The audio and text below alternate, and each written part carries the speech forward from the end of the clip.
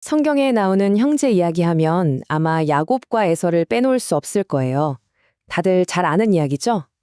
그런데 이 이야기에 우리가 생각지도 못했던 아주 놀라운 반전이 숨어 있다면 어떨까요?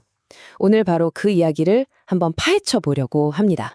이 이야기를 읽다 보면 누구나 한 번쯤 이런 의문이 들었을 거예요. 아니, 왜 착한 형에서는 버려지고 속임수를 쓴 동생 야곱이 선택을 받았을까? 솔직히 좀 이상하잖아요. 오늘 이 미스터리를 같이 한번 풀어보시죠. 자, 한번 보세요. 우리가 아는 상식선에서 두 사람을 비교해보면요. 에서는 나중에 동생을 쿨하게 용서해주는 대인배잖아요. 솔직하고 담백한 상남자 스타일이죠. 근데 야곱은요? 형을 속여서 장자권이랑 축복을 뺏는 솔직히 말해서 사기꾼에 가깝죠. 인간적으로만 보면 누가 더 나은 사람인지는 답이 딱 나오지 않나요? 자, 이 풀리지 않는 수수께끼를 해결하려면요. 우리가 지금까지 가지고 있던 관점을 완전히 뒤집어야 합니다. 오늘은 개혁주의 청교도라는 좀 특별한 렌즈를 끼고 이 두 사람을 다시 한번 들여다볼 거예요. 자, 핵심이 뭐냐면요. 신이 이들을 판단하는 기준이 우리가 생각하는 착하다, 나쁘다 같은 도덕적인 잣대가 아니었다는 거예요. 그것보다 훨씬 더 깊은 곳, 바로 그들 마음속에 있는 태도가 중요했던 거죠. 그럼 대체 무슨 태도를 말하는 거냐고요? 바로 하나님의 언약에 대한 태도입니다. 이게 뭐냐면 쉽게 말해서 눈앞의 이익, 그러니까 당장의 만족보다 보이지 않는 하나님의 영적인 약속을 얼마나 더 소중하게 생각하느냐, 바로 이겁니다. 자, 이 기준으로 두 형제를 다시 한번 평가해보죠. 자, 그럼 이 새로운 기준을 가지고 에서와 야곱을 다시 한번 살펴볼까요? 과연 그들은 뭘 진짜 중요하게 여겼을까요? 그들의 행동이 모든 걸 말해주죠. 먼저 에서에서부터 보죠. 성경에서는 그를 심지어 망령된 자라고까지 불러요. 아니, 왜 이렇게까지 말하는 걸까요? 이유는 간단합니다. 그는 당장 배가 고프다는 이유로 팥죽 한 그릇에 자기 장자권을 팔아버렸거든요.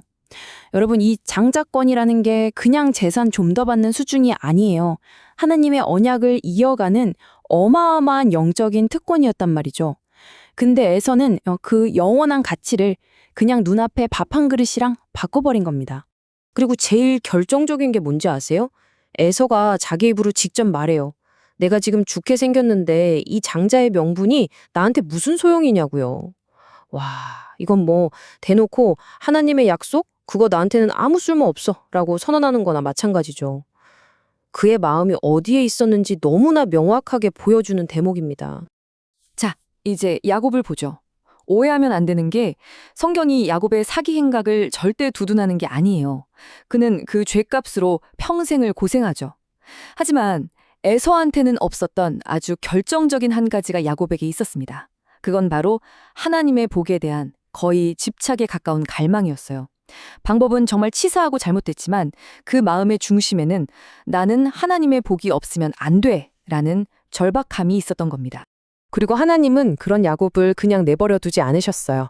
평생에 걸친 고난을 통해서 그의 못된 잔꾀를 다 꺾어버리시고 결국에는 자기 힘이 아니라 오직 하나님만 의지하는 존재, 이스라엘로 새롭게 빚어내셨죠. 자, 그럼 이 이야기 전체를 통해 우리가 발견할 수 있는 더 큰 원리가 뭘까요?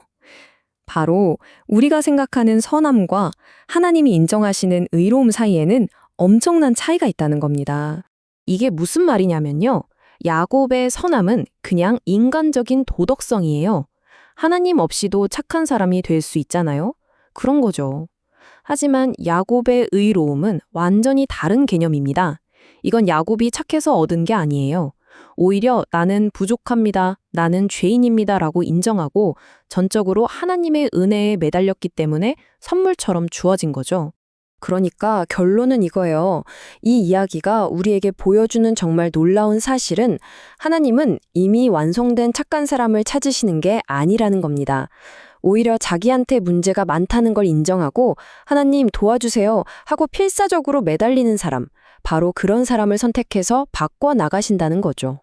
자, 이 수천 년 전의 이야기가 오늘을 살아가는 우리에게 아주 중요한 질문 하나를 던집니다. 여러분은 어떤가요?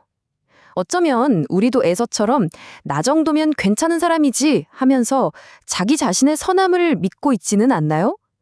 아니면 야곱처럼 나는 부족합니다. 하나님의 은혜가 필요합니다. 라고 고백하며 살아가고 있나요? 이 질문 오늘 한번 곰곰이 생각해 보시면 좋겠습니다.